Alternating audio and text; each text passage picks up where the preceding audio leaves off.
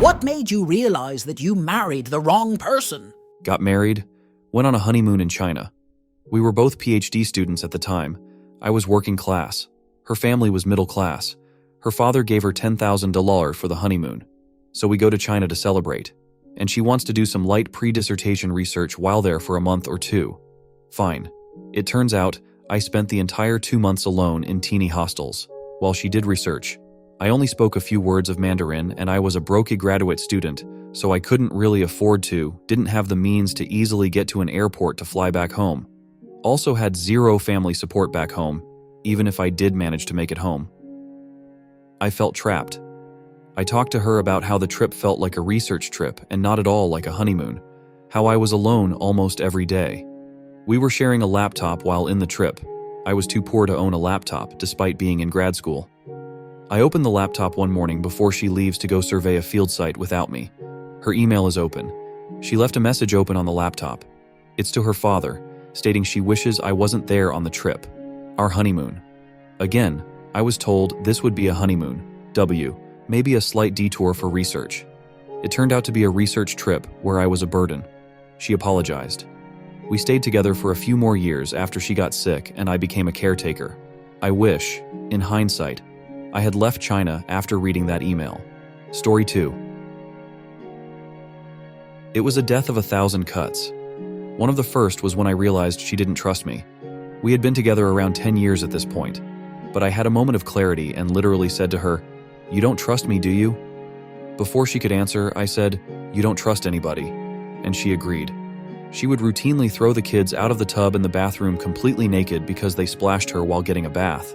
And not just that, she would yell at the top of her lungs at how bad they were. The kids were around 2-4 at the time. God forbid the toddler splashes the water in the tub. Another time, I don't even remember the cause, but I tried to play mediator. As in, "Okay daughter, you did something wrong. Let's apologize to mommy." And she would. Then I'd ask mommy to apologize to our daughter for her role, and mom absolutely refused to apologize. I've known this lady more than 20 years, and I've never heard her apologize. Literally, never. The final straw was when one of our kids wanted a hug goodnight before bedtime. She locked herself in our bedroom and refused the hug because she had hugged them earlier in the day. Kids were crying. They didn't understand. I was devastated watching this unfold. Why doesn't mom want to hug me? I try my best to not let it impact me, but we share custody now and I have to watch how she interacts without kids. It's hard. The best consolidation is the kids are getting older and they're starting to figure it out.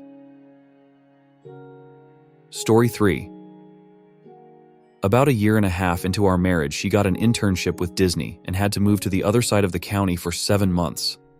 6 months into the internship, she tells me that she met someone else. She continued to string me along for another 6 months, saying she doesn't want to get divorced, but she's just been really confused. It turns out she just wanted to keep using me to pay all the bills while she finished her degree. Once she was a month away from finishing school, she admitted that she never really wanted a relationship with me. She only started dating me to make her ex jealous, had been cheating on me for about 90% of her 10-year-long relationship, and only stuck around because her ex didn't want to get back together and she didn't want to take care of herself. She told me she knew this most recent guy she was cheating with was the love of her life after 3 weeks. They had a kid together less than a year after we got divorced and split up within 2 years.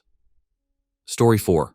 A few years back, I had a 104-degree fever, passing in and out of consciousness, talking in my sleep, etc. I was in a bad way. My now ex-wife wakes me to ask if I'm okay and tells me that she's going shopping with her friend right now. We had a 5-year-old that she left in my care despite my state, so she could go shopping. At 2 p.m., I finally managed to stay awake long enough to feed our child after the poor kid tried to wake me for the 20th time. He was also very excited about this Christmas kids party thing I'd promised him a week earlier I'd take him to. She could have taken him, but no, shopping. I managed to take a bunch of painkillers and anti-inflammatory drugs, load up on sugars just enough to take him out buse. I felt so fudging bad for him that day. Anyway, I divorced her a couple years later. There was a lot wrong, but this one event is the one that sent me over the edge. Story 5. When I realized that my wife loved playing FFXV to the neglect of our own relationship, she loved it so much she went to sleep permanently. She had had a problem with obsessively playing WoW in the past, and we broke up over it. and she quit the game cold turkey and got a job, so we made up. And then we got married. And not long after the marriage, she was back into the gaming, but now it was FFX5. And we never had any quality time as a couple to just talk. All she ever wanted to do in her free time was drink wine and play her game. My wife was an alcoholic. She died recently, and in the course of going through her things, I found out why. Her iPad message history revealed that she had had a whole string of in-game boyfriends the whole time we were together. 12 years. Lots of saucy messages I found. And the night she slept, she was excited and happy because she just married her current boyfriend, in-game. But she partied a little too hard that night and drank herself to big sleep. I messaged one of her guildmates to find out what happened. Turns out, no one ever knew she was married in real life. She never talked about me. But she sure did flirt with a lot of guys when she was drunk, and the guy she married in-game was, himself, married in real life. We live in the US, but she liked to play on European servers and meet European guys. And I had been on a business trip to Germany for a week the night she died. She was so angry at me for not taking her with me, but it was a business trip and not a vacation. I realize now that what she really wanted was an opportunity to meet her Italian boyfriend while I was at work. She had the Duolingo app on her phone to learn Italian, and her browser history showed that she had been looking up Italian cooking recipes. My wife never cooked, so she was clearly thinking about an in-person meetup at some point. I was grieving the loss of my wife when I found all of this out, and now I'm dealing with a lot of anger too. If she hadn't forever slept and somehow I found this out, I'd be divorcing her ass right now.